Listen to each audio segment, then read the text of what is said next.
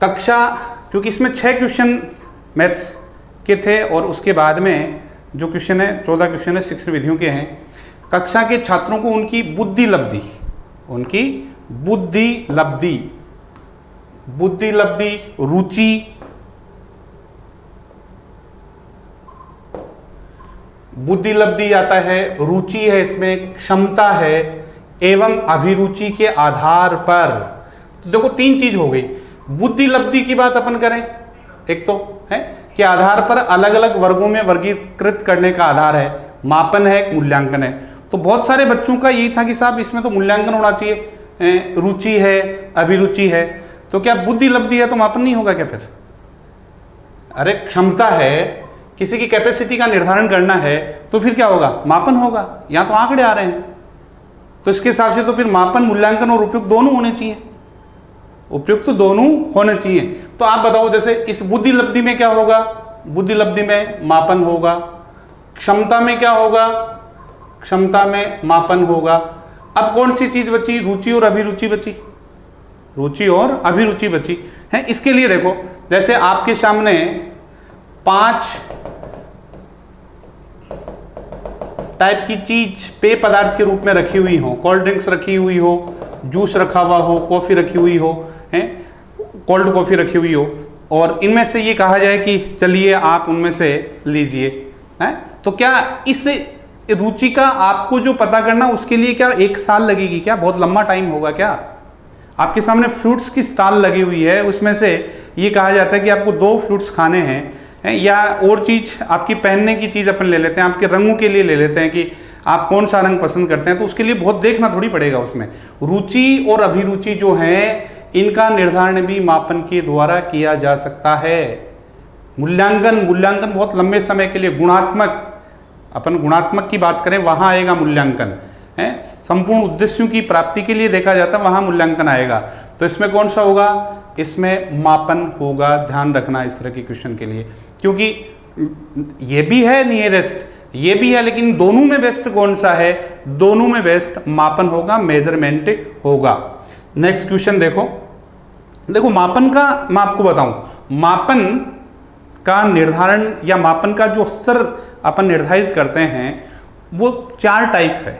उसकी कितने टाइप हैं? 4 टाइप हैं, क्योंकि इसी से संबंधित नेक्स्ट क्वेश्चन है। और वो मापन स्तर का निर्धारण करने वाली 4 टाइप जो हैं, उसमें पहली होती है शाब्दिक मापनी, ठीक है, दूसरी होती है क्रम सूचक, तीसरी होती है अंतराल, और चौथा होता है अनुपात।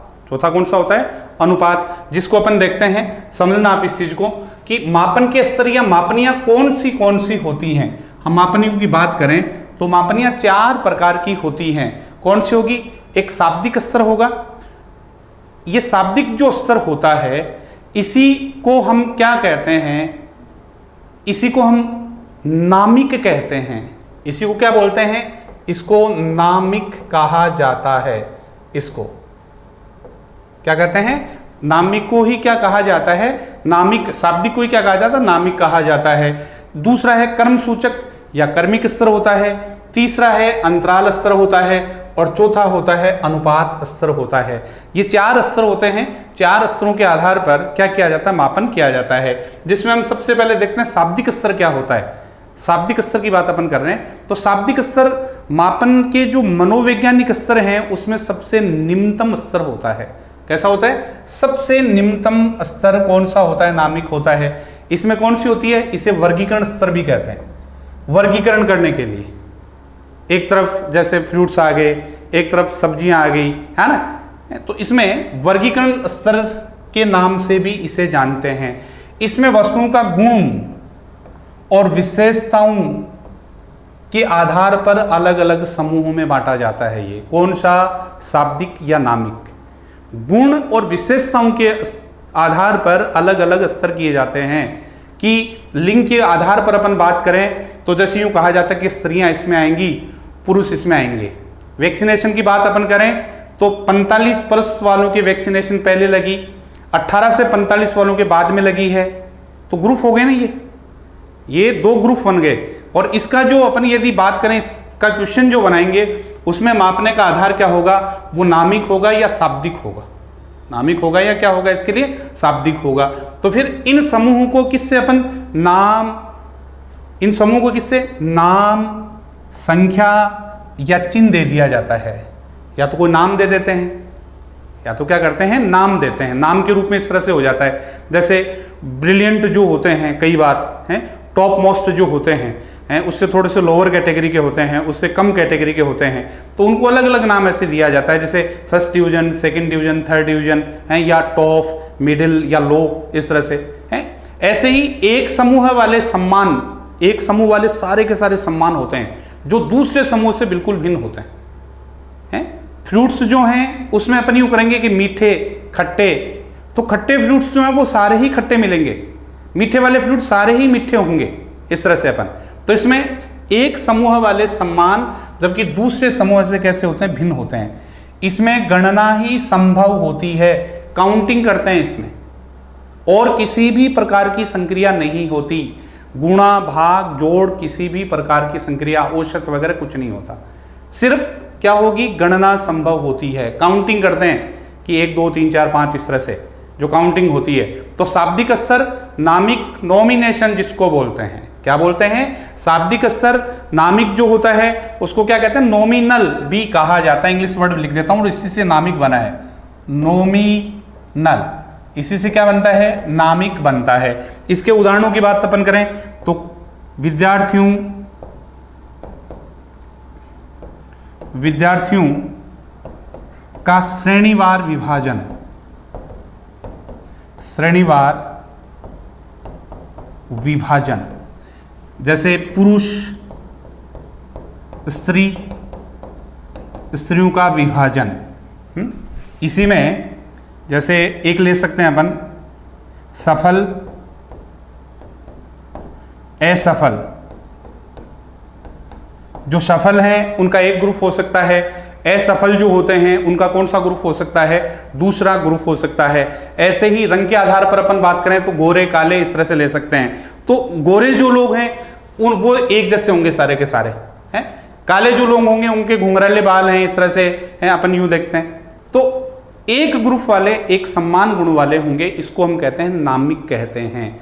चलो दूसरा बताऊं आपको, दूसरा कौन सा है, दूसरा है कर्मिक स्तर। क्या होता है कर्मिक स्तर, व्यक्तियों या वस्तुओं की क्षमता या गुण या विशेषता के आधार पर यदि हम उनका कर्म का निर्धारण करें, जैसे टॉप, मिडिल, लो, इस तरह से अपन लेते हैं, क्या होगा, व्यक्तियों, घटनाओं व विशेषताओं, व्यक्तियों, घटनाओं की विशेषताओं के आधार पर या इनके जो गुण होते हैं, गुण या लक्षण के आधार पर, उनके गुण या लक्षण के आधार पर उच्चतम से निम्नतम के क्रम में व्यवस्थित किया जाता है। व्यक्तियों, घटनाओं की विशेषताओं को, व्यक्ति जो है, कोई घटना जो है, उसकी विशेषता के आधार पर यदि हम उनको क्रम के आधार पर व्यवस्थित करें तो वो कौन सा होगा, वो कर्म सूचक होगा, वो कर्मिक स्तर कहलाएगा।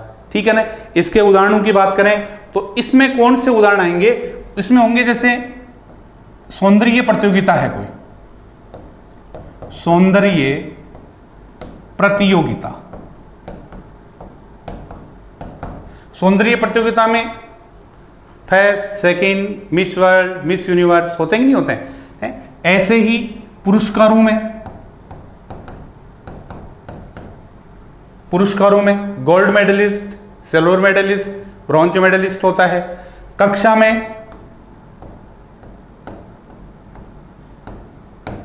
में प्रथम स्थान, प्रथम, द्वितीय स्थान, ये भी किस में आएंगे, ये भी क्रम सूचक में आते हैं। तो रह जाए ना, क्रम सूचक नाम से स्पष्ट हो रहा है। पहला जरूर थोड़ा सा गंभीर या समझ वाला था। उसके बाद में आते हैं अपन अंतराल स्तर पर कि अंतराल स्तर क्या होता है, किसको कहते हैं अंतराल। तो अंतराल में स्पेस गैप होता है, दूरी होती है, एक निश्चित दूरी होती है उसमें, उसको अपन अंतराल कहते हैं। क्या है, दो वस्तुओं या वर्गों के मध्य, या तो वस्तु हो या वर्ग हो, वर्गों के मध्य अंतर को अंकों से ज्ञात करते हैं। जो स्पेस होगा उसको किससे ज्ञात करेंगे, अंकों से ज्ञात करेंगे। और प्रत्येक अंक जो होगा वो भी सम के रूप में होगा। का अंतर, दूरी किसके रूप में होगी, सम के रूप में होगी। ध्यान रखना, सम के रूप में होता है। इसमें किसी भी अंक का अंतर शून्य से कितना है ये निर्धारित नहीं होता, ध्यान रखना। अंतराल में शून्य से किसी का अंतर भी निर्धारित नहीं होता, शून्य होता ही नहीं। शून्य को सापेक्ष के रूप में मानते हैं, यहां निरपेक्ष नहीं होता।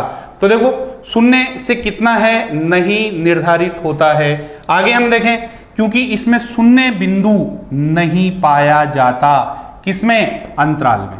अंतराल में शून्य से निर्धारण नहीं होगा, आपको बता दूं, ध्यान रखना, ठीक है ना। ये नेक्स्ट देखें, इसमें क्योंकि वास्तविक शून्य बिंदु नहीं होता, शून्य बिंदु होता ही नहीं इस मापनी में, शून्य से निर्धारण होता ही नहीं। जैसे सिंपल सा उदाहरण लें कि मनुष्य के ताप का मापन हम यदि करें तो आप बताओ क्या थर्मामीटर जो होता है उसमें शून्य होता है क्या? डॉक्टर थर्मामीटर, डॉक्टर तापमापी की मैं बात कर रहा हूं, 35 डिग्री सेल्सियस से कितना होता है? 42 डिग्री सेल्सियस होता है, नहीं होता उसमें जीरो, शून्य नहीं होता उसमें, है तो शून्य बिंदु नहीं होता। अतः सापेक्ष मान संभव है, निरपेक्ष मान संभव नहीं होते, निरपेक्ष मान संभव नहीं होते। शून्य अंक का मतलब ये नहीं है कि उसको कुछ भी नहीं आता। एक उदाहरण और देख लो, जैसे एक बच्चा है, आपने उसका टेस्ट लिया और आपने अनुपात समानुपात जो टॉपिक है उसके आधार पर उसका टेस्ट लिया, आपने 2 क्वेश्चन दिए और दोनों उसके गलत हो गए, आप उसको कितने अंक दोगे? आप 0 दोगे। आप कितना अंक दोगे? आप उसे 0 अंक दोगे। तो अब आप बताइए, क्या उस बच्चे को अनुपात समानुपात में कुछ भी नहीं आता? क्या शून्य के आधार पर ये कह सकते हो आप? बिल्कुल आता है उसको, वो 2% नहीं आते, हम ये मान सकते हैं। उसको अनुपात समानुपात बहुत बढ़िया आ रहा है, लेकिन 2 अच्छे प्रश्न उसको मिले, दोनों नहीं कर पाया, 0 आ गया। इसका मतलब हम ये नहीं कह सकते कि उसको कुछ भी नहीं आता। अंतराल मापन जो होता है उसमें शून्य से निर्धारण नहीं होता। 2 उदाहरण बता रहा हूं मैं इसमें, एक तो थर्मामीटर वाला उदाहरण ध्यान में रखना, टेम्परेचर वाला।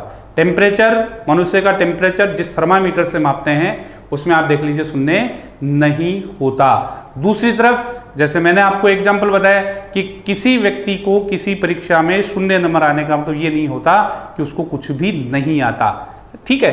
तो चलो तीसरा जो है उसकी अपन बात करें, चौथा जो है वो कौन सा होगा? अनुपात स्तर होता है। अनुपात स्तर में क्या होगा?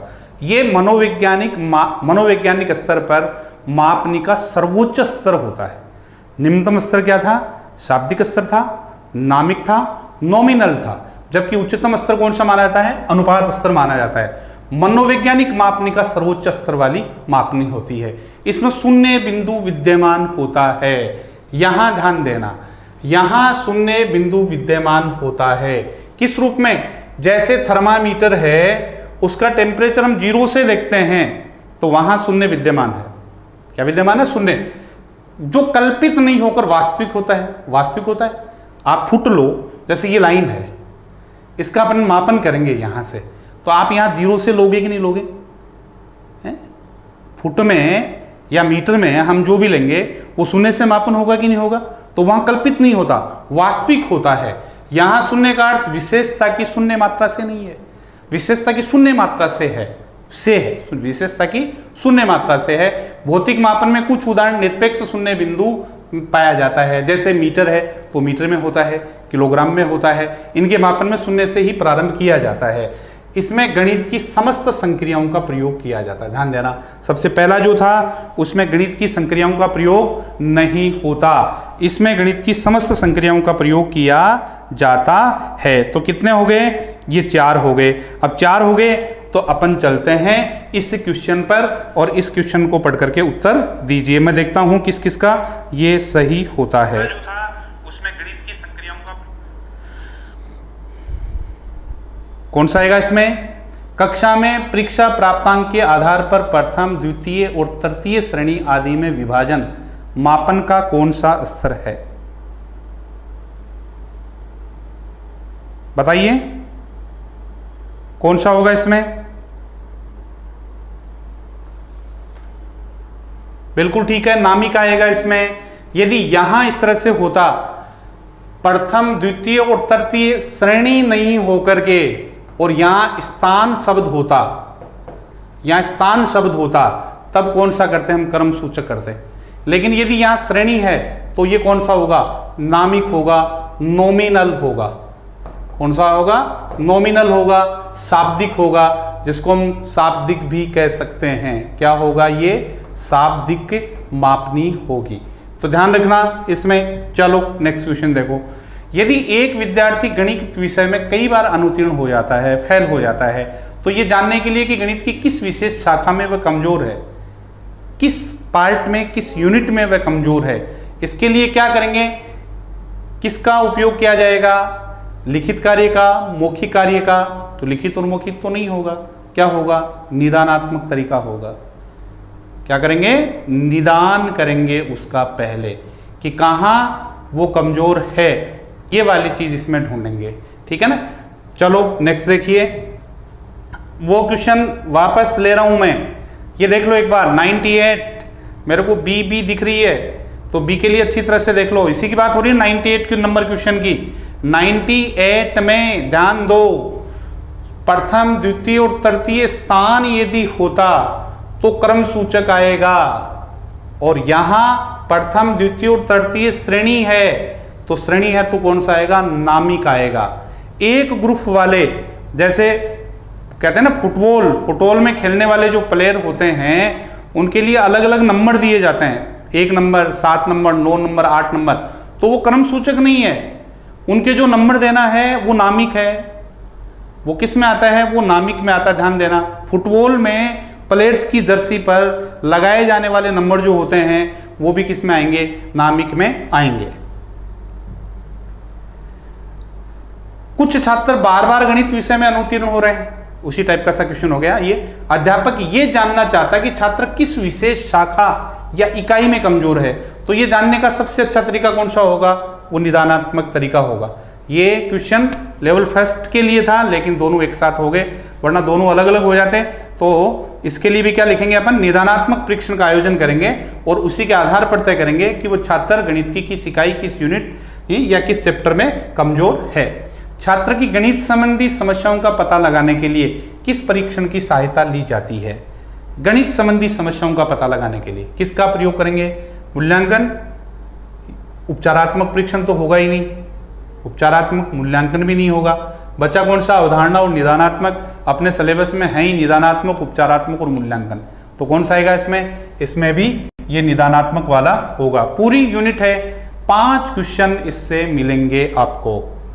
नेक्स्ट 102 नंबर का, मौखिक गणित शिक्षण लाभदायी होता है, क्योंकि इसमें मौखिक गणित शिक्षण लाभदायी होता है, क्यों है, एकाग्रता बढ़ती है, क्रमबद्धता भी होती है। देखो 2 एकम 2, 2 दूनी 4, इस तरह से बोलते हैं। स्वावलंबन की भावना का विकास होता है, बिल्कुल खुद यदि आप सुनाते हो तो स्वावलंबन की भावना का विकास, स्वस्थता व शुद्धता भी आती है। ये 5 चारों ही है, लेकिन इसमें बेस्ट कौन सा, बात ये है यहां प्रत्येक ऑप्शन आपको अपनी ओर खींचेगा। आपको बता दूं प्रत्येक ऑप्शन कौन सा होगा, इसमें एकाग्रता बढ़ती है। मौखिक गणित शिक्षण लाभदायी होता है क्योंकि इससे क्या होगी, एकाग्रता बढ़ेगी। ये भी हैं, लेकिन इनसे बेस्ट कौन सा है, ये एकाग्रता वाला। तो इसमें कौन सा चूज करेंगे अपन, एकाग्रता वाला चूज करेंगे। चलिए 103 नंबर का क्वेश्चन, गणित की भाषा के लिए निम्न कथनों में से असत्य, ऐसे प्रश्न हो वहां इसके नीचे अंडरलाइन कर लेनी चाहिए। असत्य कथन कौन सा है, जो सत्य है उसके टिक लगाते हुए चल लीजिए। अन्य भाषाओं के सम्मान ही स्वयं की भी व्याकरण है, बिल्कुल सही है, स्वयं की व्याकरण होती है। बताया था मैंने, जैसे 31 31, 41 41, 51 51, 61 61, देखो इक से बन रहा है सब में, खुद की व्याकरण है, खुद की व्याकरण होती है।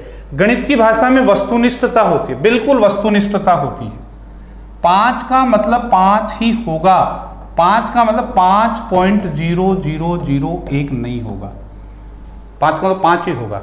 जबकि हिंदी की बात करें हम, तो हिंदी में तो बिल्कुल है, हिंदी में तो बहुत सारे शब्द हैं जिनके 2-2 अर्थ निकलते हैं, नहीं निकलते क्या, तीर के 2 अर्थ होंगे, हैं आएंगे कि नहीं आएंगे, अपन देखते हैं बहुत सारे हैं। जो जिनको कई बार बोलते हैं ना, जैसे कि किरण का क्या होगा, या एक एक शब्द में दो शब्द एक जैसे होते हैं, एक छोटी मात्रा वाला होता है, एक बड़ी मात्रा वाला होता है 80 80, एक में सी छोटी आएगी, एक में बड़ी आ जाएगी, है? तो इसमें यहाँ वस्तुनिष्ठता होती है, किसमें? गणित की भाषा में। तीसरा देखो, गणित की भाषा के शब्द हिंदी भाषा के समान ही होते हैं। गणित की भाषा के शब्द हिंदी भाषा के समान ही होते हैं। एक तो ये वाला। चलो ये देखते हैं, गणित के सूत्र सिद्धांत विज्ञान की तरह परिवर्तित नहीं होकर स्थिर प्रकृति के होते हैं। क्या सही है क्या? इन दोनों में से कौन सा होगा? भाई विज्ञान के सूत्र सिद्धांत जो होते हैं उनके ऊपर हम क्या करते हैं? संदेह करते हैं। हाँ, प्रायोगिक तौर पर स्पष्ट होते हैं वो, लेकिन फिर भी बार बार, क्योंकि उसमें परिवर्तन की प्रक्रिया अपन देखते हैं। लेकिन गणित जो है वो भी गतिशील है एक प्रकार से। विषय सारे, ज्ञान सारा का सारा, सारे सब्जेक्ट्स जो अपन लेते हैं सारे किस रूप में माने जाते हैं? गतिशील प्रकृति के माने जाते हैं। लेकिन यहाँ कौन सी चीज दे दी? सूत्र और ये सिद्धांत किसके? गणित के। तो सूत्र और सिद्धांत बिल्कुल स्थिर प्रकृति वाले होते हैं। जो सूत्र बना हुआ है a+b² वही है। जबकि बहुत सारी चीजें देखते हैं, E = mc² हुआ करता था, तो आजकल E = hν हो गया है। तो इसमें स्थिर प्रकृति के होते हैं, ये सही है। ये भी बच गया। ये क्या समान होते हैं? क्या नहीं होते। यहां देखो, गणित की भाषा के शब्द हिंदी भाषा के समान नहीं होते। मैं जैसे लिखूं दो, हिंदी में क्या अर्थ होगा? दो का। हिंदी में दो का अर्थ होगा देने से। और गणित में क्या होगा? गणित में दो का मतलब ये होता है? हिंदी में भाग, भाग की बात करें, भाग, हिंदी में तो होगा दौड़ना। और गणित में भाग का मतलब क्या होता है? विभाजन। क्या होगा? विभाजन होगा। किसी का भाग हिस्सा होगा। क्या होगा? हिस्सा होगा। होगा कि नहीं होगा? तो इस तरह से इसका आंसर कौन सा होगा? तीसरे नंबर वाला होगा। चलो नेक्स्ट क्वेश्चन। गणित है। गणित क्या है? अभी मैंने बताया जितने भी विषय सब्जेक्ट हैं उनकी सबकी प्रकृति कैसी होगी? उन सब की प्रकृति किस तरह की होती है? गतिशील होती है। स्थिरता वाले में नहीं लेकर के आना, एक और दो भी मत कर जाना। कईयों ने सोचा था कि सूत्र भी स्थिर होता है, ठीक है, लेकिन पूरी गणित की प्रकृति की बात हो रही है। आपके सामने गणित की कितनी शाखाएं आपके सामने आ रही हैं, कितनी सारी चीजें चेंजिंग हो करके नए रूप में आपको मिल रही हैं। नहीं मिल रही क्या? किसी भी समस्या के समाधान के लिए हम वो पुरातन या पूरा प्राचीन जो तरीका है उसका इस्तेमाल नहीं करके और नए नए तरीके आ रहे हैं। आप देखो प्रतिशत में step first, step second, step third, नए नए फंडे लेते हैं कि नहीं लेते हैं अपन? नए नए तरीके भी आ रहे हैं उसमें। सुमेलित कीजिए, कुछ परिभाषाएं हैं। गणित को विज्ञान की रानी व दासी, दासी कह दो चाहे नौकर कह दो। नौकर, नौकर जो होता है किसके समान होता है? बेचारा पूरे दिन भर काम करता है, पूरे दिन भर बैल की तरह काम करता है, रीझता है। मारवाड़ी में शब्द है ना, पूरे दिन भर मेहनत करता है। किसके सम्मान? बैल के सम्मान। किसकी परिभाषा है? टेम्पल, बैल, टेम्पल, एरिक टेम्पल ही होगा। इसका क्या हो जाएगा? एरिक टेम्पल आ जाएगा। ये विभिन्न वस्तुओं का वही नाम देना ही गणित है। एक मिनट, विभिन्न वस्तुओं का वही नाम देना ही गणित है। गणित वह विज्ञान है जिसकी सहायता से आवश्यक निष्कर्ष निकाले जाते हैं। क्या हो जाएगा? पियर्स। तो 3 में चौथा, 3 में चौथा, यही मिल रहा है। 3 में चौथा देख लो, एक ही मिल रहा है। पियर्स, निष्कर्ष। गणित मन मस्तिष्क में तर्क करने की आदत विकसित करता है। मन मस्तिष्क, दिमाग के ऊपर क्या लगता है? ताला लगता है। लॉक, चाबी, लॉक, ये किसकी परिभाषा है? लॉक की है। तो डी किस में जाएगा? डी 2 में जाएगा। डी किस में जाएगा? डी 2 में जाएगा। लॉक वाली हो गई ये, ठीक है। और गणित विज्ञान की रानी दासी, एरिक टेम्पल हो गया। और विभिन्न वस्तुओं का वही नाम देना ही गणित है, ये किसकी हो जाएगी? हेनरी पोयंकर की हो जाएगी ये। तो इसमें कौन सा ऑप्शन हो जाएगा? इसमें दूसरा ऑप्शन हो जाएगा। परिभाषाएं 4 एक साथ की परिभाषा अवश्य आएगी, ध्यान देना, बिल्कुल आएगी। गणित में श्योर आएगी, किसी भी रूप में पूछ ले बिल्कुल आएगी। नेक्स्ट देखो, गणितीय शिक्षण में निदान के स्तरों को क्रमबद्ध कीजिए। इस तरह के क्वेश्चन होते हैं, उसमें थोड़ी सी हेल्प भी मिल जाती है अपने को। सबसे लास्ट कौन सा होगा? उपचार होगा। सबसे लास्ट में 4 नंबर आएगा। उपचार। सबसे लास्ट में 4 किस में आ रहा है? गणितीय शिक्षण में निदान के स्तरों का क्रमबद्ध कीजिए, इसी में आ रहा है, 4 1 में ही आ रहा है। चलो फिर देखते हैं एक और। फर्स्ट में कौन सा होगा? समस्यात्मक बालक की पहचान, तो ये आ गया निदान।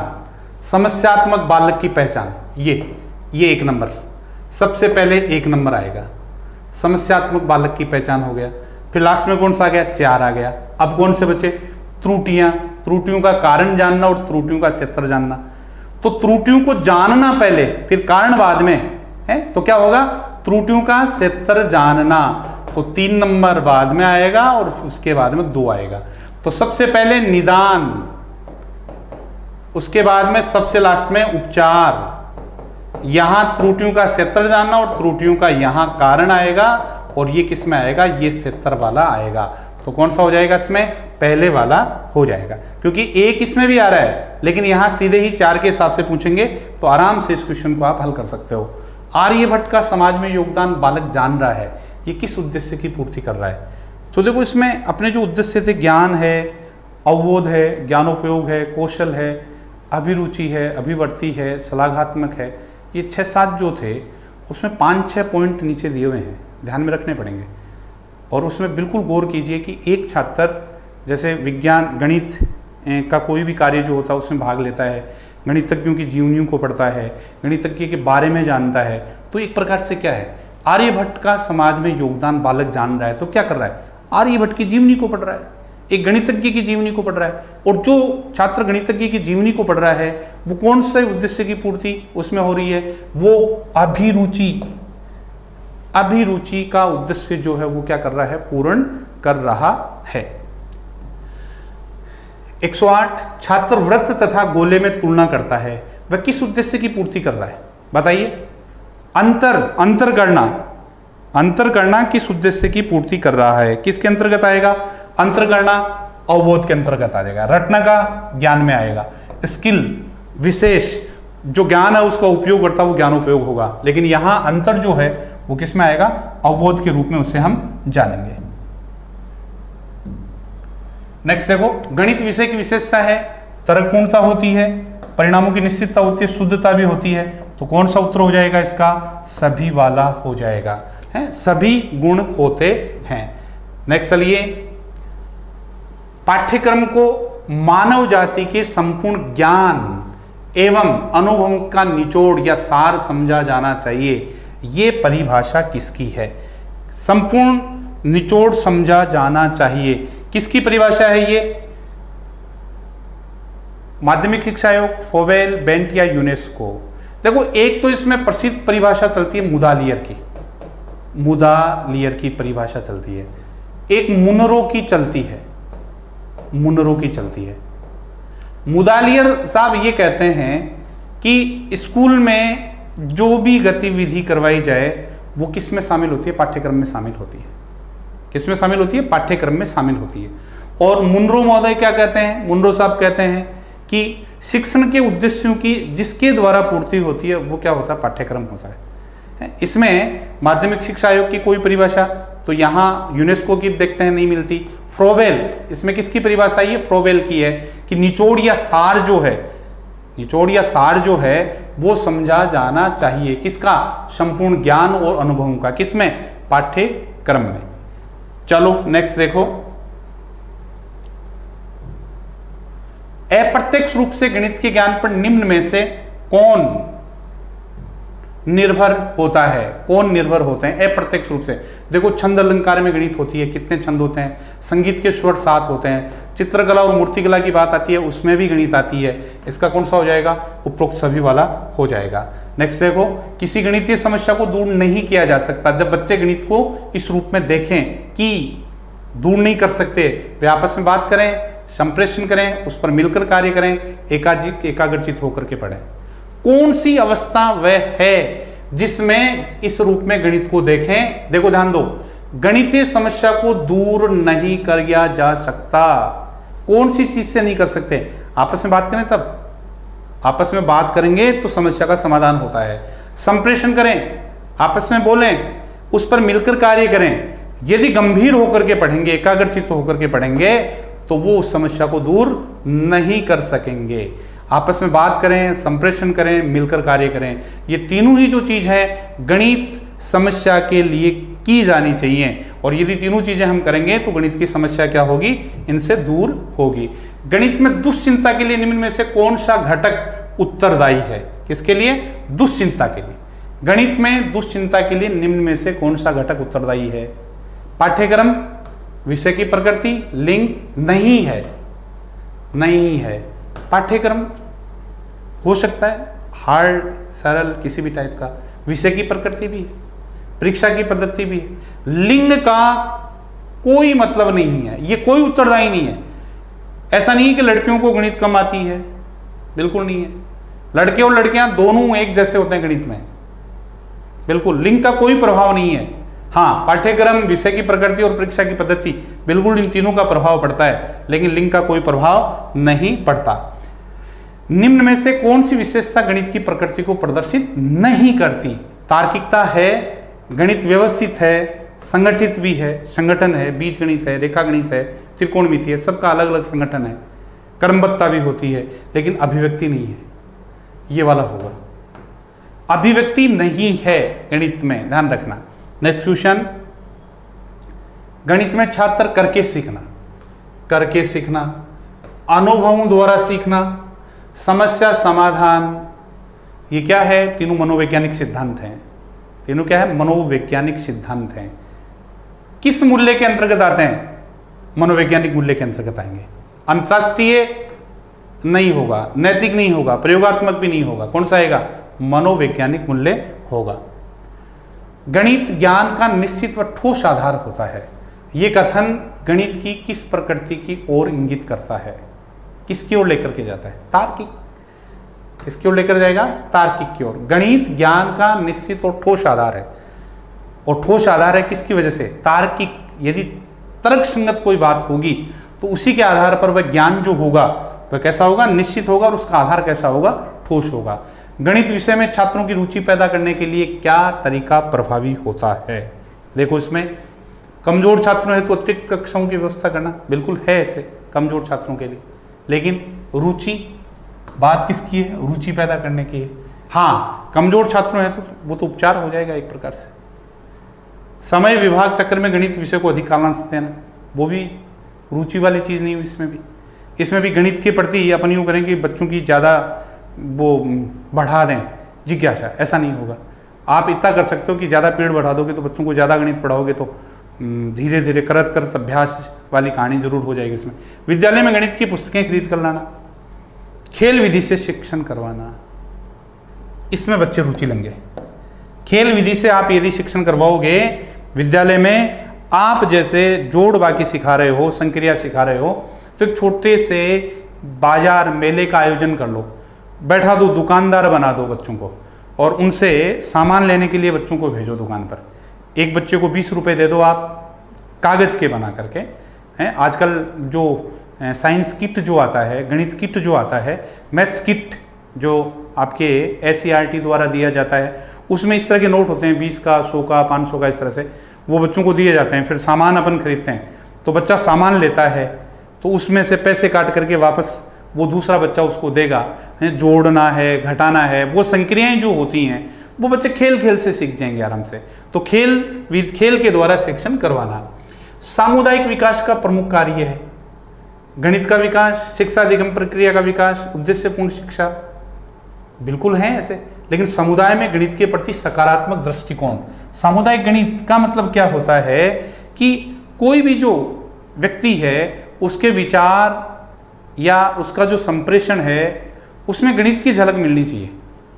उसमें किसकी झलक मिलनी चाहिए? गणित की झलक। और जहाँ गणित की झलक अपन देखते हैं वो किस रूप में? समुदाय में हर जगह इसका उपयोग किया जाता है। विश्व गणित दिवस किस दिन मनाया जाता है? विश्व गणित दिवस जो मनाया जाता है, पाई का जो मान है 3.14, इसमें इसका रहस्य छुपा हुआ है। इसमें रहस्य छुपा हुआ है, रहस्य छुपा हुआ है। पहली बात तो ये है, ये क्वेश्चन जो है वो विश्व गणित दिवस है। आप वाला दिसंबर 22 दिसंबर नहीं है, कौन सा होगा 3.14, इस 3 से क्या बनता है मार्च बनता है, और ये जो है 14 इससे क्या बन गया, इससे 14 मार्च बन गया है। कितना बन गया 14 मार्च। तो कितना विश्व गणित दिवस कौन सा हो जाएगा 14 मार्च हो जाएगा। व्यवहारिक जीवन में अन्य विषयों की तुलना में गणित अधिक उपयोगी है, गणित सभी विषयों का सिंह द्वार है। डटन किसकी है, डटन की सिंह द्वार है। तो परिभाषा डटन की नहीं है, किसकी है, बैंकन की है। तो इस प्रकार ये अपने क्वेश्चन, और इसमें पहले मैंने मापन वाला बताया है, बिल्कुल एक बार उसको दोबारा से देखना। जो बच्चे बाद में जुड़े उनके लिए भी मैं कह दूं कि मापन के लिए मैंने 4 मापनियाँ बताई हैं, और उनको आप देखना कि क्रम सूचक कौन सा होता है, शाब्दिक कौन सा होता है, अंतराल कौन सा होता है, अनुपात वाला कौन सा होता है। जो बच्चे 100 पर स्टैंड कर रहे हैं, बिल्कुल घबराने की जरूरत नहीं है। आपको बता दूं बिल्कुल आप 115 से ऊपर निकलोगे, और जो 125 130 पर जा रहे हैं उनको भी बहुत और कॉन्फिडेंट में होने की जरूरत नहीं है, ठीक है ना। कई बार जैसे मैं अभी कह रहा था कि बहुत सारे बच्चे जो पहले कोचिंग से जुड़े हुए थे, अब वो चलो अंडरग्राउंड होकर के पढ़ रहे हैं, एकाग्रचित होकर के पढ़ रहे हैं। पढ़ो एकाग्रचित होकर के, लेकिन एकाग्रचित होकर के पढ़ने से बहुत दबाव आपके ऊपर आ जाता है। तो उस दबाव को हटाना भी है। आप ऐसे वो सीटेट या आरटेट का जो पेपर है उसमें आने वाले प्रश्नों के चक्कर में मत फिरो। वो प्रश्न आपकी आरबीएससी की बुक से मिलेंगे आपको, आज कह रहा हूँ मैं, एक भी प्रश्न बाहर नहीं जाएगा, है ना। भागते रहे हैं, दौड़ रहे हैं, कोई पेपर सेटिंग में लगा हुआ है, कोई किस रूप में लगा हुआ है, तो कहीं जाने की जरूरत नहीं है। अपनी बुक्स जो हैं, कौन सी आरबीएससी वाली जो बुक्स हैं, सिर्फ उन पर गंभीर होइए और उन्हीं को ढंग से देखिए। तो कल फिर मिलेंगे, साइंस के टीचिंग मेथड्स जो हैं उनको हल कराऊंगा। उसमें भी 3-4 क्वेश्चन ऐसे थे ज्ञानोपयोग अवबोध वाले, जिन पर अपन बहुत अच्छे। चलिए करते हैं स्टार्ट। बच्चों को भिन्न की संकल्पना पढ़ाने के लिए निम्न में से क्या अत्यंत उपयुक्त है। किस चीज की जरूरत होती है क्या पढ़ाने के लिए, भिन्न की संकल्पना। एक चीज आपको बता दूं, भिन्न की जहां बात आती है वहां कई बार चार्ट ग्राफ जो होता है उसका भी इसमें नाम आता है, ठीक है ना। भिन्न की संकल्पना के लिए ग्राफ के माध्यम से भिन्न की संकल्पना को भी बताया जाता है। और यहां पर बात करें कि जियो बोर्ड है, संख्या चार्ट है, क्विजनेयर छड़े हैं, गिनतारा है, तो जियो बोर्ड किसके काम में लेते हैं। जियो बोर्ड प्राथमिक स्तर के ऊपर जैसे डॉट पद्धति होती है, किसी भी पेज के ऊपर आप इस तरह से बहुत सारे डॉट लगा लीजिए या कोई बोर्ड बना लीजिए, और उस बोर्ड में ये जो डॉट होती हैं, इन डॉट को हम मिला करके क्या बनाते हैं, आकृतियां बनाते हैं। ये इस तरह से है। इन आकृतियों को सिखाने के लिए किसका उपयोग करते हैं, जियो बोर्ड का उपयोग करते हैं। किस स्तर पे, प्राथमिक स्तर के ऊपर, ठीक है। दूसरी कक्षा से बच्चा जैसे ही तीसरी कक्षा में आएगा तो उसके लिए आकृति जानने के लिए सबसे महत्वपूर्ण जो होगा वो क्या होगा, जियो बोर्ड होगा। संख्या चार्ट क्या होता है, संख्या चार्ट इस तरह से होते हैं, जैसे 1 2 3 4 5 6 7 8 9 और ये 10। फिर इसके नीचे आ जाती हैं 11 12 13 14 15 16 17 18 19 और ये 20। जैसे ये संख्या चार्ट है, इसका उपयोग होता कहाँ है, तो संख्याओं के ज्ञान के लिए। जैसे इसके द्वारा सीधा कहा जाए कि इसमें भाज्य संख्याएं छांटिए, कौन सी, भाज्य। तो देखो कई बार हम कंफ्यूज में होते हैं कि सबसे छोटी संख्या भाज्य, सबसे छोटी भाज्य संख्या कौन सी होती है, तो बिल्कुल दिमाग में होता है कि 2 शायद होगी, लेकिन यदि संख्या चार्ट से यदि आप पढ़े हो तो फिर आप 2 को नहीं बताओगे। आप इस संख्या चार्ट से भाज्य अभाज्य संख्याओं के लिए कह सकते हैं, बच्चों से कह सकते हैं कि इसमें भाज्य जो संख्याएं होती हैं उनके गोले बनाओ, तो बच्चा किसके बनाएगा, 4 के बनाएगा, 6 के बनाएगा, 8 के बनाएगा, 9 के बनाएगा, 10 के बनाएगा, इस तरह से बना दिए। तो संख्या चार्ट जो होता है संख्याओं के ज्ञान के लिए होता है, संख्याओं के मध्य संबंध बताने के लिए होता है, रिलेशन बताने के लिए। इसी चार्ट के द्वारा आप सम विषम संख्याओं को समझा सकते हैं कि कौन सी सम संख्याएं होंगी, कौन सी विषम संख्याएं होंगी। तो संख्या चार्ट हो गया।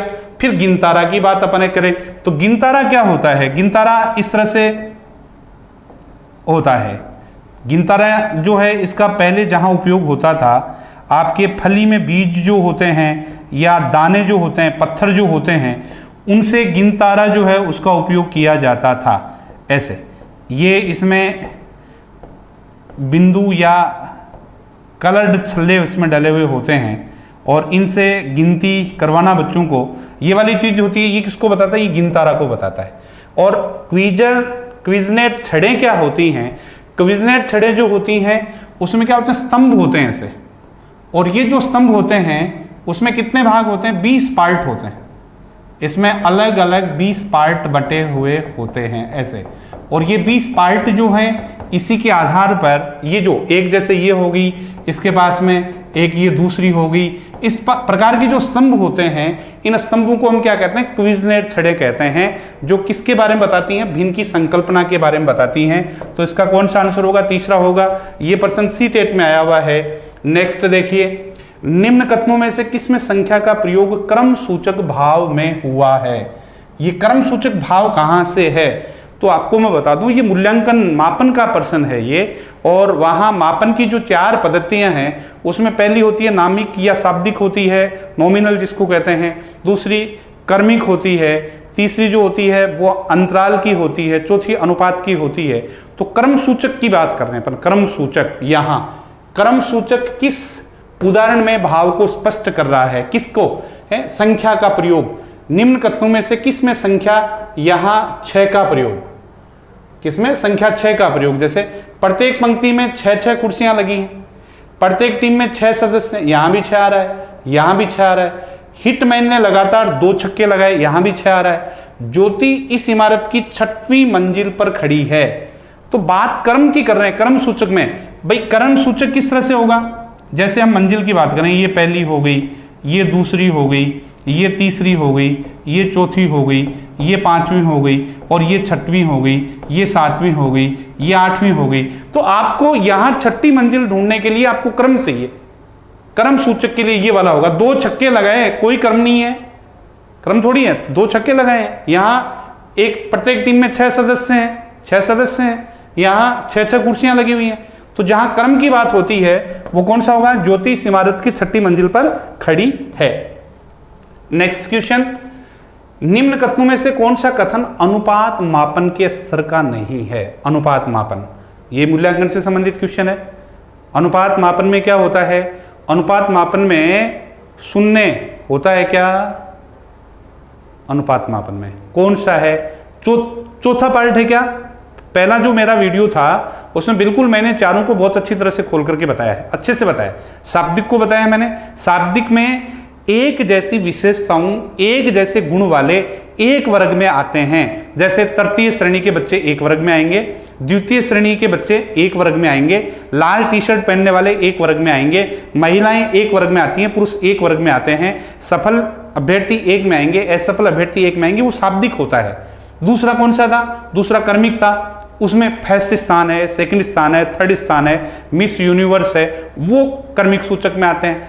अंतराल में क्या होता है? अंतराल में शून्य की भूमिका नहीं होती।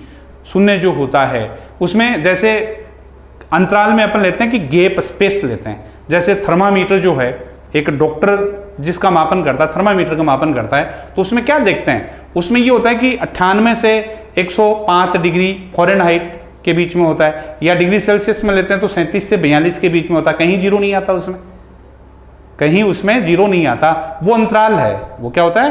अंतराल होता है। जबकि अनुपात में क्या होता है? जीरो होता है। जैसे यहां से हम बात करें कि ये 10 मीटर की दूरी पर एक बिंदु है ए, ये बी 20 मीटर की दूरी पर एक दूसरा बिंदु है, ये बी, और ये डी जो बिंदु है ये 80 मीटर की दूरी पर है।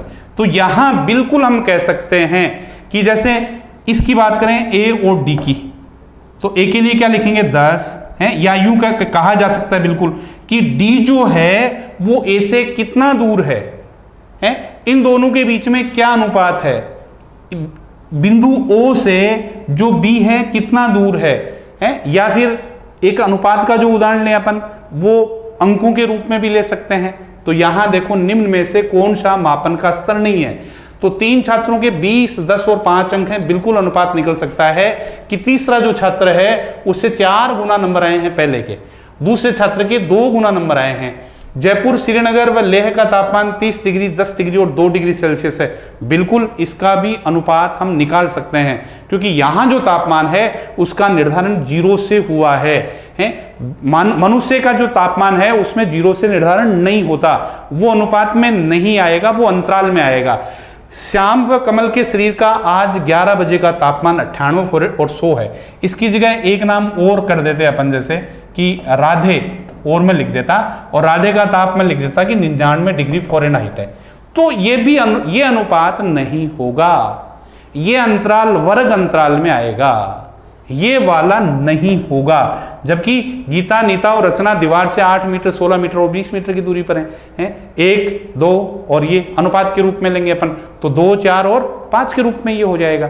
तो इसमें थर्ड ऑप्शन जो है वो इसमें अनुपात के एग्जाम्पल का नहीं होगा।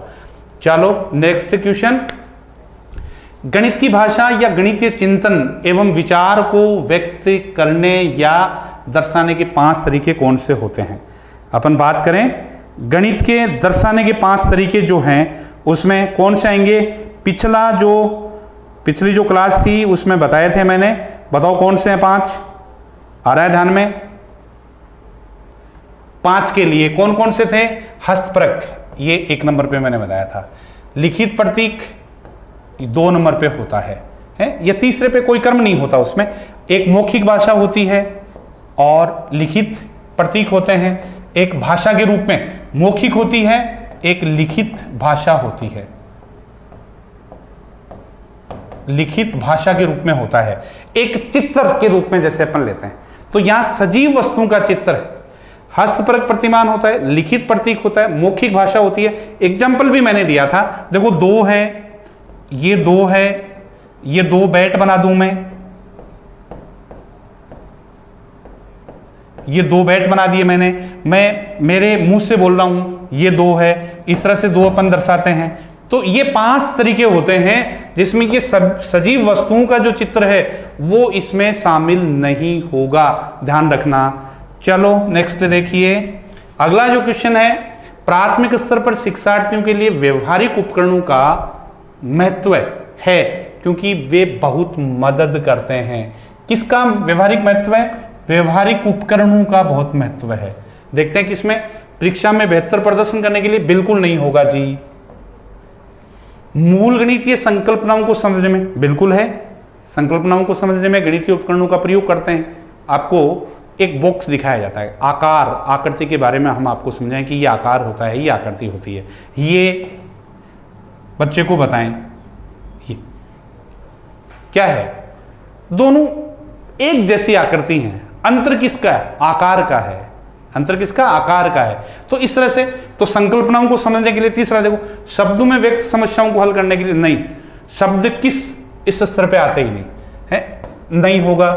मानसिक व मौखिक परिकलन की गति को बढ़ाने के लिए, मानसिक व मौखिक गणनाओं की अपन बात करें तो गणनाओं के लिए तो किसकी जरूरत होती है, मुख्य रूप से अभ्यास की जरूरत होती है। किसकी जरूरत होती है, अभ्यास की जरूरत होती है। तो ये भी नहीं होगा। तो प्राथमिक स्तर पर व्यवहारिक उपकरणों का जो महत्व होता है वो किस में मदद करते हैं, मूल गणितीय संकल्पनाओं को समझने में मदद करते हैं।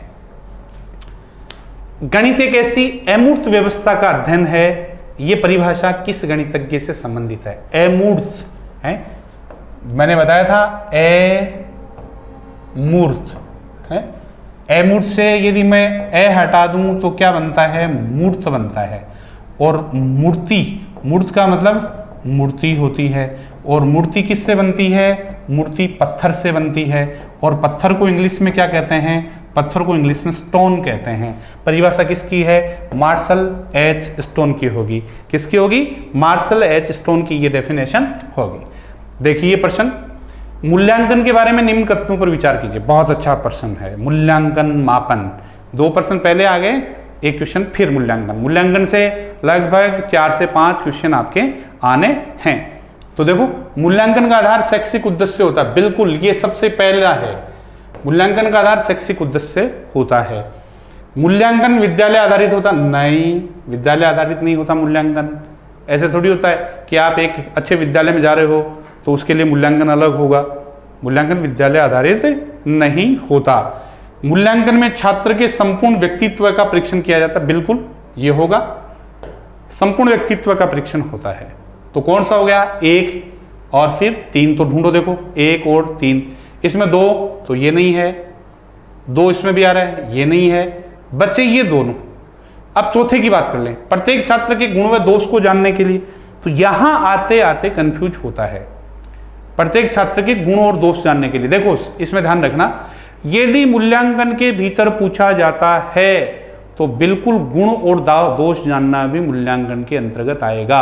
मापन में भी आता है ये, क्योंकि किसी के गुण को जानना है, किसी के दोष को देखना है, तो पल भर में नहीं देख सकते अपन हैं। उसके लिए क्या चाहिए अपने को? थोड़ा सा, क्योंकि लगातार उसकी गतिविधियां जो देखेंगे, उसकी गतिविधियों से अपने को पता चलता है कि यार ये तो मक्कार था, यार मेरे को तो आज पता चला कि ये तो इतना टैलेंट है इसमें, तो मैं तो इसके साथ में था तो मैंने सोचा कि इसको तो मैथ्स नहीं आती, लेकिन आज एक क्वेश्चन इसने को तो मेरे को बताया तो मैं तो हक्का बक्का रह गया है। तो ये तीसरा जो है, इसमें आंसर आपको शायद 1 और ये मिला होगा, लेकिन इसमें ये नहीं होकर के ये वाला भी होगा। तो कौन सा होगा? 1, 3 और 4। प्रत्येक छात्र के गुण और दोष जानने के लिए किसकी आवश्यकता होती है? मूल्यांकन की आवश्यकता होती है। ये वाला जो क्वेश्चन है कई बुक्स में मापन के रूप में मिलता है तो है, लेकिन मैं कह रहा हूं जब ये होगा तो मापन से पहले किस में आएगा? मूल्यांकन में आएगा। अंकगणित के प्रमुख ग्रंथ गणित कौमुदी की रचना की थी। प्रश्न आना है, एक लिटरेचर से प्रश्न होगा और एक लिटरेचर से प्रश्न होगा, तो उसमें कौन सा बनेगा? लीलावती वाला भी याद रखना है अच्छे से। गणित कौमुदी नारायण पंडित, गणित कौमुदी किससे संबंधित है? नारायण पंडित से संबंधित है। लिख लेना, इस प्रश्न को हाशिए पर लिख लेना कि बार बार थोड़ा सा देखो तो ध्यान में आ जाए। आज भी ऐसे ही करना कि खाना खा रहे हो, उठ करके जा रहे हो, तो अपने सामने जो मित्र मिलता है उसी से पूछ लो कि गणित कौमुदी का लेखक कौन है? आपने पूछा, फिर जब सोने का टाइम आए फिर वही आपसे पूछ लेगा कि तू बता गणित कौमुदी का लेखक कौन है? या फिर यूं कहते हैं कि नारायण पंडित ने कौन सी किताब लिखी थी। 2-3 बार आपस में पूछते ही क्वेश्चन याद हो जाएगा। चलो नेक्स्ट क्वेश्चन देखो। राष्ट्रीय पाठ्यचर्या की रूपरेखा NCF 2005 के अनुसार प्राथमिक स्तर पर संख्याओं और उन पर संक्रियाओं, मात्राओं का मापन आदि का शिक्षण क्या होता है? किस पर? प्राथमिक स्तर पर। महत्वपूर्ण गणित शिक्षण के उद्देश्य को पूरा करता है। भाई वैसे देखें तो प्राथमिक स्तर पर तो ज्ञान कराना होता है संख्याओं का, लेकिन महत्वपूर्ण गणित शिक्षण के उद्देश्य को पूरा नहीं कर रहा। वहां तो क्या होता है? गणित शिक्षण का उद्देश्य तो तब पूरा होता जब बच्चे को उस गणित को, मापन को व्यवहारिक जीवन से जोड़ करके अपन सिखाएं। यहां तो सीधा क्या, संख्याओं का, उन पर संक्रियाओं, मात्राओं, मापन का गुणा करके बता रहे हैं। बच्चे को सिखा रहे हैं माइनस को किससे गुणा करते हैं? माइनस से गुणा करते हैं तो क्या आता है? प्लस आता है। तो बताओ कहाँ इसमें व्यवहार कहाँ है? बताओ मेरे को भाई, क्या व्यवहारिक रूप में क्या सिखा सकते हो उसमें आप? दूसरे में देखो, गणित शिक्षण के संकीर्ण उद्देश्य को पूरा करता है, ये वाला नहीं होगा। बात आ रही है संकीर्ण की। महत्वपूर्ण गणित शिक्षण के उद्देश्य को पूरा नहीं करता, तो इसको नहीं करता तो किसको करेगा? फिर संकीर्ण को करेगा। चलो तीसरा देखें एक बार। गणित शिक्षण के उच्च, भाई महत्वपूर्ण और उच्च दोनों एक जैसे तो हो गए, ये भी नहीं होगा। बच्चे की चिंतन प्रक्रिया के गणितीकरण के उद्देश्य को पूरा करता है। चिंतन प्रक्रिया है, कहां चिंतन है इसमें? प्राथमिक स्तर पर संख्याओं और उन पर संक्रियाओं, मात्राओं का मापन आदि का शिक्षण। कहां चिंतन की जरूरत पड़ी? 2 + 2 कितना होना है? 4 होना है। क्या चिंतन करोगे क्या उसके लिए आप? कोई चिंतन नहीं है उसमें, तो इसमें चिंतन वाला भी नहीं होगा। उच्च उद्देश्य को पूरा करता है, ये भी नहीं होगा। संख्याओं की बात जहां होगी, संक्रियाओं की जहां बात होगी, वो उसका क्या उद्देश्य होगा? संकीर्ण उद्देश्य होगा। क्वेश्चन नंबर 119 ध्यान में रखना। आगे फिर एक बार इसकी चर्चा हम करेंगे। एक डेफिनेशन और है, निम्न में से किसने गणित के महत्व को नकार दिया?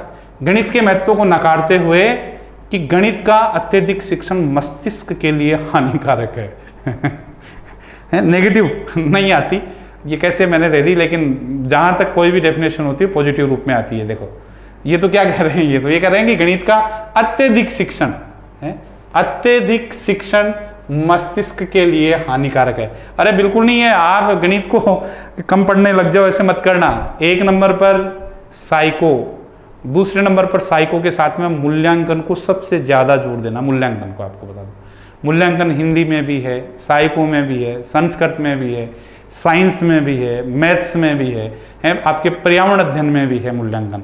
तो मूल्यांकन को तो मैं ये कहता हूं कि 1 नंबर पे रखना चाहिए, सीधी सी बात। साइको से भी पहले मूल्यांकन को देखो, ठीक है, उसके बाद में साइको है, फिर मैथ्स है, मैथ्स को देखना है। तो यहां इस परिभाषा को कैसे याद करें, हानिकारक है, मस्तिष्क के लिए क्या है, हानिकारक है। हा से क्या बन गया, हैमिल्टन बन गया। हा से क्या बन गया, हैमिल्टन। किसकी परिभाषा है, विलियम हैमिल्टन की ये परिभाषा है। चलो नेक्स्ट क्वेश्चन देखो, गणित की भाषा, बहुत बढ़िया क्वेश्चन है ये। गणित की भाषा कैसी है, सार्वभौमिक है, बिल्कुल सही है, गणित की भाषा सार्वभौमिक है। संदिग्ध है या असंदिग्ध, यहां कंफ्यूज होते हो। संदिग्ध का मतलब कि 5 नहीं है, अरे 5 तो 5 ही है, गणित में तो 5 ही होगा। 2, हाँ हिंदी में तो कई शब्दों में कंफ्यूज होता है, हाँ बोलते हैं ना देशू, हाँ ले ले, आजा ले ले, बोलते हैं ना ऐसे। तो वहां तो आप देते थोड़ी, व्यंग्यात्मक रूप अलग होता है वहां तो फिर भी संदिग्धता होती है, लेकिन गणित में कोई संदिग्धता नहीं होती। गणित की भाषा असंदिग्ध होती है, अन्य भाषाओं से बिल्कुल स्वतंत्र है, बिल्कुल स्वतंत्र है। मैं लिखूं जोड़, अब जोड़, जैसे जोड़ शब्द है, भाई इस जोड़ का मतलब क्या होता है, आप जहां हिंदी की बात करोगे तो हिंदी का मतलब तो क्या हो गया कि जोड़ने का मतलब कोई घुटने का जो जोड़ है उसमें दर्द होगा, शायद जोड़ का मतलब यही होगा। लेकिन गणित में तो जोड़ का एक ही अर्थ होता है, एक ही अर्थ होगा। भाग का मतलब हिंदी में भाग्य से होता है, भाग का मतलब दौड़ने से होता है, लेकिन गणित में तो एक ही अर्थ होगा। हिंदी और अंग्रेजी पर डिपेंड नहीं होती। आप यूं सोचते हो कि साहब एन हम लिखते हैं नेचुरल नंबर के लिए, तो ऐसे भी तो लिखा जाता है, ये क्या इंग्लिश का वर्ड है क्या, ये वाला नहीं है, स्वतंत्र है, बिल्कुल संक्षिप्त है। यहां कंफ्यूज होते हैं, पहला दूसरा तीसरा सही था, पहला दूसरा तीसरा, बात है चौथे की। संक्षिप्त है क्या, संक्षिप्त नहीं है। कई बच्चे कहते हैं साहब संक्षिप्त ही तो है, कि जैसे 2 लिखा तो गणित वो 2 संक्षिप्त है। गणित है कितनी विस्तृत, किस तरह की गणित में चीजें आप देखो तो सही। बीज गणित के लिए अलग है, आजकल स्टैटिक्स चल रही है अलग अलग डिफरेंट चीजें आ रही कि नहीं आ रही हैं। आप सिंबल्स के रूप में इस तरह से दर्शाते हो, ये भी भाषा का ही रूप है। आप ये भी दर्शाते हो, ये भी भाषा का ही रूप है। आप ये भी दर्शाते हो, ये भी भाषा का ही रूप है। आप ये भी दर्शाते हो, ये भी भाषा का ही रूप है। संक्षिप्त नहीं है, विस्तृत है गणित की। तो आपकी तो हिंदी भी फिर संक्षिप्त हो जाएगी। अरे इंग्लिश में 26 कैपिटल लेटर्स हैं, इंग्लिश वाले हम कह देंगे वो 26 पर टिकी हुई है, फिर तो आपकी गणित से संक्षिप्त इंग्लिश होनी चाहिए। संक्षिप्त नहीं है, ये नहीं है, और नहीं है तो कौन सा होगा इसमें, 1 2 3 वाला होगा। नेक्स्ट क्वेश्चन, निम्नलिखित में से किस एक क्षमता के प्रकार में बच्चों को सिर्फ गणितीय कार्य में समस्या होती है। क्या होती है, गणितीय समस्या। गणित की समस्या होती है गणना की। किसकी होती है, गणना की होती है। और गणना की जो भी समस्या हो रही है 4 7 5 और ये 6, या जैसे 2 लिखा तो बच्चा क्या करेगा, बच्चा ये लिखेगा, इसको लिखेगा। ये गणना में समस्या कर रहा है बच्चा, है कैलकुलेशन। गणना को क्या कहते हैं, कैलकुलेशन कहते हैं। कैलकुलेशन किस में आ रही है, डिस्कैलकुलिया, ये होता है। फिर भी मैं इनको बता दूं, गामक क्षमता क्या होती है। गामक एक क्षमता होती है, बच्चा जब लिखता है तो जैसे वो अपने हाथ से सही तरीके से लिख नहीं पा रहा है, यानी उसकी ये शारीरिक दोष जो होता है, मानसिक रूप से, दिमाग से भी अपन ले सकते हैं, शारीरिक दोष से संबंधित जो भी उसकी अधिगम की समस्या होगी वो मानक एक क्षमता होती है। डिस्कैलकुलिया गणना से संबंधित आ गया, कैलकुलेशन से साफ पता चलता है। डिस्फेमिया और डिस्ग्राफिया, तो देखो डिस्फेमिया, डिस्ग्राफिया, ग्राफ तो ग्राफ से, यानी ये जो समस्या है ये बच्चे के लिखने से होती है। बच्चा लिखने में सक्षम नहीं है, बराबर स्पेस नहीं छोड़ता, एक अक्षर छोटा लिखता है, एक बड़ा लिखता है, ठीक है, सही उसके बीच में गैप नहीं बनता, दो लाइन, कभी दो लाइन छोड़ देता है, कभी बीच में एक लाइन छोड़ता है, ऐसे वो कौन सा होता है? डिस्ग्राफिया के अंतर्गत आता है। लिखने में, किसमें? लिखने में। और डिस्फेमिया जो होती है ये भाषा से संबंधित होती है। भाषा से संबंधित अधिगम की जो एक क्षमता होती है उसको हम क्या कहते हैं? डिस्फेमिया कहते हैं। तो रह जाएगा ध्यान में, जब हिंदी की बात अपन करेंगे तो ये दोनों बिल्कुल इसमें आएंगी इस तरह से। तो डिस्फेमिया है, डिस्ग्राफिया है, यहां कौन सा होगा? गणना से संबंधित डिस्कैल्कुलिया होगा। चलो नेक्स्ट क्वेश्चन देखो, ये क्वेश्चन अपने किया था अनुपात वाला, अनुपात मापन में। तो अनुपात मापन के लिए कौन सा होगा? ये क्वेश्चन पीछे आया है तो बिल्कुल देख लेना। ये कौन सा होगा? इसमें अनुपात मापन का ये उदाहरण नहीं होता। नेक्स्ट क्वेश्चन मूल्यांकन वाला भी। मूल्यांकन, प्रत्येक छात्र के गुण और दोष जानने के लिए क्या किया जाता है? मूल्यांकन किया जाता है।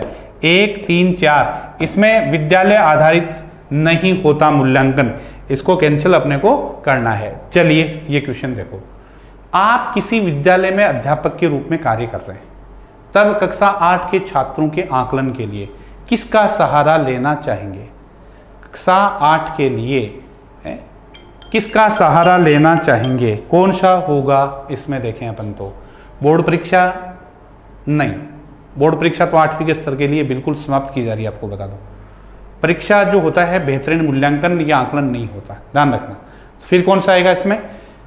स्थानीय स्तर पर परीक्षा, तो परीक्षा मौखिक परीक्षा, ये भी परीक्षा होगी। आकलन के लिए ग्रेडिंग व्यवस्था, कौन सी होगी? ग्रेडिंग व्यवस्था आकलन के लिए। नेक्स्ट देखो, दिए गए संख्यात्मक तथ्यों में से कौन से तथ्य आंकड़ों को नहीं दर्शाते? एक क्वेश्चन था कि आंकड़ों के लिए, इससे पहले क्वेश्चन था उसमें था कि जैसे सरकारी आंकड़े, दूसरा था आरबीआई या एसबीआई बैंक के आंकड़े। बैंक जो है उसके जो आंकड़े हैं वो किस में आएंगे? तीसरा था निजी संस्थान के, और चौथा था उपरोक्त सभी आंकड़े इसमें जैसे। तो आपको बता दो, द्वितीयक आंकड़ों की जब बात होती है तो उसमें सिर्फ सरकारी आंकड़े होंगे, द्वितीयक आंकड़े। बैंक के आंकड़े द्वितीयक नहीं होते, बैंक के तो खुद ने ही जुटाए हैं वहीं के वहीं। बैंक में प्राथमिक आंकड़े अपन ये कहें, प्राथमिक आंकड़े फिर द्वितीयक आंकड़े। तो बैंक प्राथमिक आंकड़े कहां से लाया, यूं पूछा जाए तो पहले वो प्राथमिक ही होते हैं बैंक के लिए, एक प्रकार से देखें वो द्वितीयक नहीं है, ठीक है। ये द्वितीयक आंकड़े हैं। और निजी जो संस्थान के आंकड़े होते हैं वो भी प्राथमिक आंकड़े होते हैं, वो भी द्वितीयक आंकड़े नहीं होंगे। द्वितीयक आंकड़े वो होते हैं जो किसी एक स्तर पर कलेक्ट करके और फिर किसी को दिए। इसका एक बहुत ही सिंपल सा उदाहरण आपको बताऊं कि कक्षा में एक अध्यापक द्वारा ली जाने वाली अटेंडेंस प्राथमिक आंकड़ा है। रजिस्टर में जो नोटेट करता है वो प्राथमिक आंकड़ा है, और अटेंडेंस होने के बाद में वो रजिस्टर ऑफिस में पहुंच जाता है। अब ऑफिस में उन आंकड़ों को कोई भी जो व्यक्ति देखेगा उसके लिए वो द्वितीयक आंकड़े हो गए। उसके लिए कौन से आंकड़े हो गए? द्वितीयक आंकड़े हो गए वो, ठीक है। ये तो ऐसे इसमें ये प्रश्न था, इसमें कई बच्चों के था कि साहब उपरोक्त सभी होगा, उपरोक्त सभी नहीं होगा। ऐसा ही आंकड़ों का प्रश्न यहाँ है कि कौन से तथ्य आंकड़ों को नहीं दर्शाते। नहीं, नेगेटिव अप्रोच वाले क्वेश्चन ध्यान देना, नहीं पढ़ने में नहीं आता ये बिल्कुल। तो नहीं को अपने को क्या करना है? पढ़ना है। शहर में विद्यालयों की संख्या, शहर में किन की संख्या? विद्यालयों की संख्या। शहर में विद्यालयों की संख्या होगी जैसे 20, कच्चे मकानों के कच्चे हैं 20, पक्के हैं 50। परिवार के सदस्यों का वजन भिन्न भिन्न है, एक का 10 किलो, एक का 40 किलो, एक का 55 किलो, एक का 82 किलो, इस तरह से। एक समूह की पसंद की मिठाइयों की सूची, एक को गुलाब जामुन, एक को रसमलाई, एक को नमकीन, एक को पेड़े, अलग अलग। अब बात करें कौन से आंकड़े हैं कौन से नहीं है। ये वाला नहीं है, शहर में विद्यालयों की संख्या 20, ये आंकड़ा नहीं है, ये आंकड़ा नहीं है। गुरुजी की उम्र, गुरुजी का वजन आंकड़ा नहीं है। बहुत सारी चीजें जहां होंगी आंकड़े वहां होंगे। ये आंकड़े वाला जो टॉपिक है वो लेवल फर्स्ट में है, लेवल सेकंड में नहीं है। त्रुटि वाला भी लेवल फर्स्ट में सेकंड में नहीं है। त्रुटि का क्वेश्चन है, त्रुटियां गणित सीखने में महत्वपूर्ण भूमिका निभाती हैं। ये कथन बिल्कुल सत्य है, सत्य है ये दोनों चीज, क्योंकि त्रुटियां उनके द्वारा प्राप्त अंकों के बारे में प्रतिक्रिया प्रदान करती हैं, बिल्कुल प्रदान करती हैं, प्रतिक्रिया देती हैं। लेकिन यहां यदि ये ऑप्शन आपको मिलता है तो अपने को यही करना है, क्योंकि त्रुटियां बच्चे की सोच को भी दर्शाती हैं। आपको बता दूं, त्रुटियां सीखने में महत्वपूर्ण भूमिका निभाती हैं। आप जो भी टेस्ट दे रहे हो उसमें आपका जो क्वेश्चन गलत होता है वो मेरे ख्याल से आपके सबसे ज्यादा याद रहता है, वो सबसे ज्यादा याद रहता है। अभी जैसे मैंने एक क्वेश्चन दिया था, देखो त्रुटि वाली आपको बताऊं कि सीधी सड़क पर चलती हुई साइकिल की गति, अब टूट करके पड़े 1v में गति सही है। अरे सीधी पटरी पर चलती ट्रेन की गति 1v में होती है। सीधी सड़क, नवलगढ़ रोड सीधी है, पिपराली रोड बिल्कुल सीधी है, जयपुर जाने वाली रोड सीधी है, उसके ऊपर चलने वाली साइकिल क्या 1v में होगी क्या? वाहनों की गति 1v में नहीं होगी, द्विविमीय होती है। तो वहां आपने त्रुटि की, वहां आपकी त्रुटि जो की है वो आपकी सोच दर्शा रही है कि आपने कौन सा उदाहरण पकड़ लिया, आपने रेलगाड़ी ट्रेन वाला उदाहरण पकड़ लिया कि ट्रेन तो सिर्फ पटरी है उसकी, तो उस पटरी से दाएं बाएं नहीं हो सकती। जबकि साइकिल सीधी सड़क है, तो सीधी सड़क पर चल रही है तो इधर भी जा सकती है सीधी सड़क पर। तो ये है, तो ये त्रुटियां जो होती हैं क्या दर्शाती हैं? बच्चे की सोच को दर्शाती हैं। नेक्स्ट क्वेश्चन, विश्व प्रसिद्ध गणित पुस्तक सिद्धांत शिरोमणि जिसके 4 भाग में से एक भाग लीलावती है ना, गोलाध्याय है? अंक गणित जो है उसी को हम क्या कहते हैं? लीलावती कहते हैं। 4 पार्ट है ना उसके, है? तो इसमें ये किसने लिखी थी, यहां गलत करोगे, मुझे पक्का पता है। भास्कराचार्य प्रथम और भास्कराचार्य द्वितीय 2 आ रहे हैं, ध्यान रखना ये सेकंड वाला होगा, प्रथम नहीं होगा। भास्कराचार्य द्वितीय जो थे उन्होंने किसकी? सिद्धांत शिरोमणि की रचना की थी। नेक्स्ट क्वेश्चन देखो, राष्ट्रीय पाठ्यचर्या रूपरेखा 2005 के अनुसार विद्यालयों में गणित शिक्षण का संकीर्ण उद्देश्य है। अभी पीछे मैंने चर्चा की थी किस पर, एक बार मैं आपस लेकर के चलता हूं।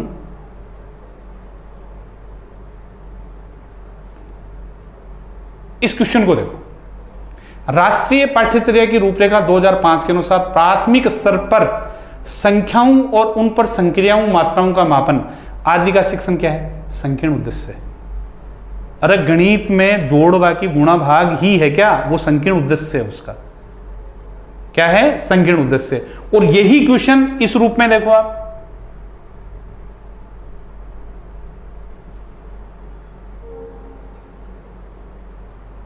ये वाला देखिए, राष्ट्रीय पाठ्यचर्या एनसीएफ 2005 के अनुसार गणित शिक्षण का संकीर्ण उद्देश्य, संकीर्ण उद्देश्य। अब देख लो आप, रैखिक बीजगणित से संबंधित दैनिक जीवन की समस्याओं की शिक्षा, बीजगणित पढ़ाना, संख्यात्मक कौशलों का विकास, परिकलन व मापन पढ़ाना। कौन सा आएगा? संख्यात्मक कौशलों का विकास। बात संख्यात्मक की आ रही है यहां, ये वाला संख्यात्मक कौशलों का विकास जो है वो संकीर्ण उद्देश्य है। आप जोड़ बाकी निकालने में परफेक्ट हो गए। आप मेरे को खुद बता दो कि आजकल अंकगणित का कितना वेटेज है, खुद देख लो आप। 9th की बुक उठा करके देखो कितनी का अंकगणित। पहले तो प्रतिशत, लाभ हानि, ब्याज, अनुपात, समानुपात, साझा, कितनी कितनी चीजें हुआ करती थी। आज कहाँ है? ज्यादा नहीं है। आजकल नई चीज, नई गणित आ गई। बीजगणित का बहुत लंबा चौड़ा पोर्शन कर दिया, आपने देखा होगा है। उसके बाद में आपकी स्टैटिक्स देख लो है, स्टैटिक्स के बाद में रेखा गणित है।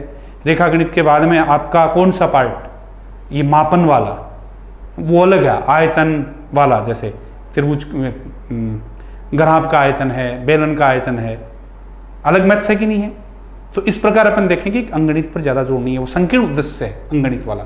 तो कौन सा होगा? ये वाला इसमें होगा, ध्यान रखना। गणित की शिक्षा प्राथमिक रूप से मानसिक शक्तियों को प्रशिक्षित करने के लिए दी जाती है।